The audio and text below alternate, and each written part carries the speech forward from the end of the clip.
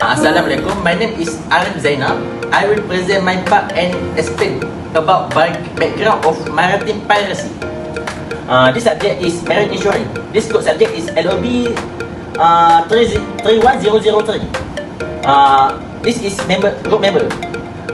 Ifah Afrina bin Muhammad Zaidi, and then Muhammad Anas bin Ishaq, also Muhammad Eman bin Muhammad Noh, and lastly Muhammad Fadilah bin Amiruddin. Piracy is still a serious and ongoing threat to the global shipping industry. Despite improvement in security attack, continue to happen especially in high-risk areas such as the Gulf of Aden, Gulf of Guinea, and the Strait of Malacca. This attack usually involve hijacking of vessels, kidnapping of crew members, and demanding ransom from the ship owner. Okay. Next, let's look at the importance of marine insurance in dealing with piracy. Marine insurance help protect ship owner from major financial loss caused by piracy. Is covered costs such as damage to the ship, loss of cargo, and emergency response action. Without insurance, many shipping companies would avoid dangerous route. This would affect international trade and global supply chains. Now, I will explain the purpose and scope of this report.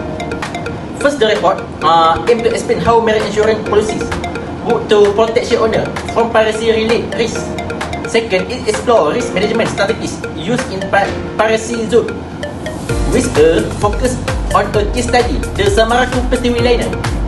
Lastly, the report examines the legal framework and how companies can apply safety strategies to reduce risk and ensure smooth operation. Assalamualaikum warahmatullahi wabarakatuh. My name is Muhammad Aiman bin Muhammad Noh.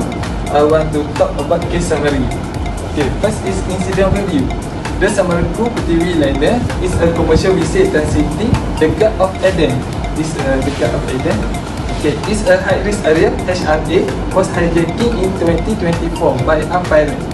The attack highlight critical vulnerability in marine security and insurance preparedness. Okay. In the case, pirate got on board the ship, they likely took advantage of the ship's slow speed and poor skipping. Okay, the crew was held hostage for 5 days. During that time, they were under the threat and very scared. There was no kidnap and ransom insurance, so the company had to pay 5 million from their own money for free the crew.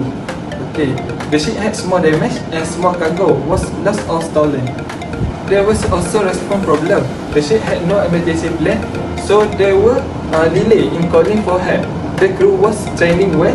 They did use critical, which safe random during the attack. My name is Muhammad Fadilah bin Amiruddin. Today, I would like to talk about type of marine insurance that ship owner could take. Alright, there's a lot of marine insurance that ship owner could take actually, but I got some and few example that I put it here, such as hull and machinery insurance. What is hull and machinery insurance actually? Hull and machinery insurance is type of insurance that cover that damage on the ship or damage in engine parts. So the insurance will cover for the repairing and also the replacement if any parts of the ship is broken or need to be replaced. Second one is war risk insurance. What is war risk insurance actually? So the first time I heard about war risk insurance is about a ship that goes to the coast of or a region that have a case of war or conduct a war.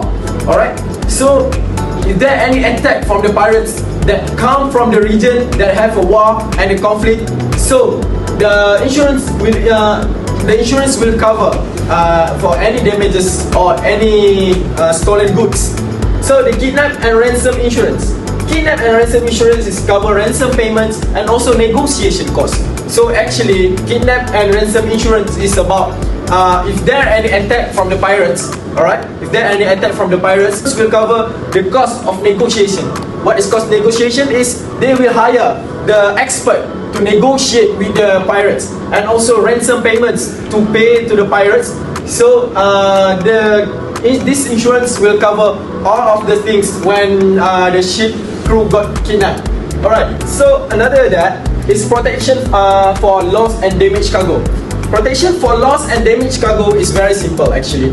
When the cargo is missing, alright, cargo is got stolen, privilege, Also, the cargo got accident during transit, such as storm, fire, explosion, and also lightning. So the insurance will cover all of type of protection for loss and damaged cargo.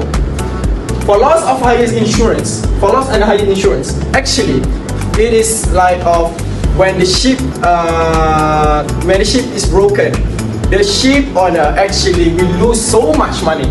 Alright, the ship is not going to transit. The ship is not going to work because the ship is going to be repaired, and also the ship owner will lose a lot of money.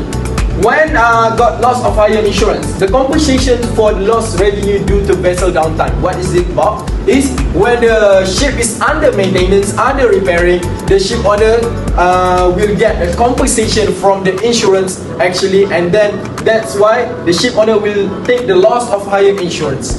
Assalamualaikum warahmatullahi wabarakatuh. Now I will talk about the risk management strategies in hire insurance. So there is a few steps that can be used to avoid the piracy attacks. So we move to the first step, which is the voyage planning. So the voyage planning utilize the real-time intelligence and also the maritime security advisors to ensure the trips for the voyage is securely safe, and then they can make sure the trips can reach to the destination. And then for the second one is the security measures, which is they can employ armed guards, and then they can establish a safe rooms, which is called a safe desk. So the crew can go to the hiding place to make sure they are all safe for a short period of time, and then they can install the alarm systems to acknowledge to the counter, and then for the piracy to make sure the safe party can go to them and save them.